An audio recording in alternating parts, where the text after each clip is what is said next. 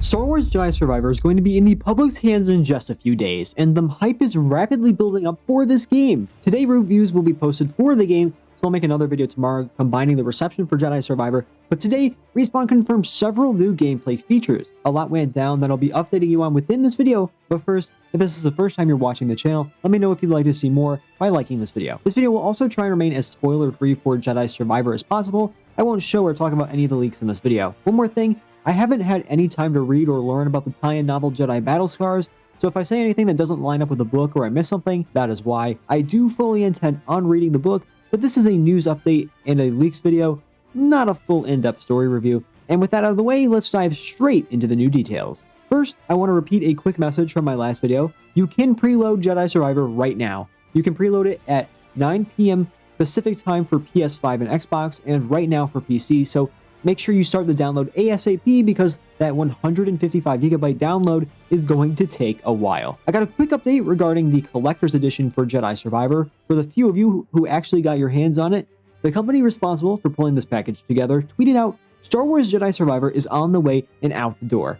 Xbox and PS5 edition customers, your collector's editions, which include your physical copy of the game, are now shipping. Digital pre-order content will be delivered via mail on the 26th, this Wednesday. PC edition customers, your PC game code will be emailed to you on Wednesday, April 26th, and includes the pre-order bonus content. Your physical items are now shipping out. Codes will be delivered throughout the day on the 26th, so keep an eye on your inbox. Now, you all know when to expect your game to show up. And again, remember to preload it because it's going to take forever. Now, let's get into some of these brand new details I'm talking about. EA Star Wars has been tweeting out and releasing several articles and screenshots confirming new things all day. First up, let's talk about some amazing news for arachnophobes like me. Respawn heard our prayers and actually implemented an arachnophobia mode, which means you will be able to completely remove all of the spiders from the game with the flick of a lever. Thank you so much, Respawn. Another new feature confirmed at last is photo mode. Just like in the last game, you will be able to take your own cinematic shots in-game in real time at launch. This is such a cool feature I feel was underutilized in the first game, and we will now see a return in this game. With the confirmation of this new feature, we got some brand new screenshots of the game. Firstly, here we have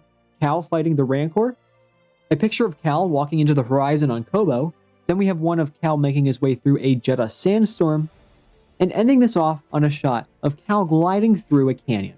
With Survivor being so close to release, Respawn is being as transparent as they can be with gameplay features. They released an article going over several other small details that are fairly obvious with some images. They showed a few new screenshots that I'll have on the screen while I talk about this, and I will link it in the description if you're interested. However, I am just going to be talking about the things that jumped out at me the most from this article. So, they confirmed a bunch of gameplay modifiers, those being camera options for auto-targeting, button mash options, hold-pull toggles, navigation assist including audio ping, and slow mode. They say that one of the options that we're most excited for our players to discover is our slow mode toggle, which allows players to slow down the action of the world in order to ease the challenge of both combat and platforming. This seems to me that they're expanding upon the freeze ability in Jedi Fallen Order to make it something bigger in this game. Now, the biggest thing that really jumped out to me, however, is the mention of post-launch updates. At the end of this article, they say, Star Wars Jedi Survivor's accessibility features will continue to be added post-launch, including a high contrast mode and menu narration with Morgan Baker, EA's program lead for accessibility, explaining, at Electronic Arts, we strive to reduce and eliminate unnecessary accessibility barriers so that everyone can enjoy our games. Respawn showcases a true dedication to our accessibility commitments in Jedi Survivor by considering accessibility from the start, making it a core part of their design process and listening to the community. The game offers accessibility not just through options, but also by conscious design choices.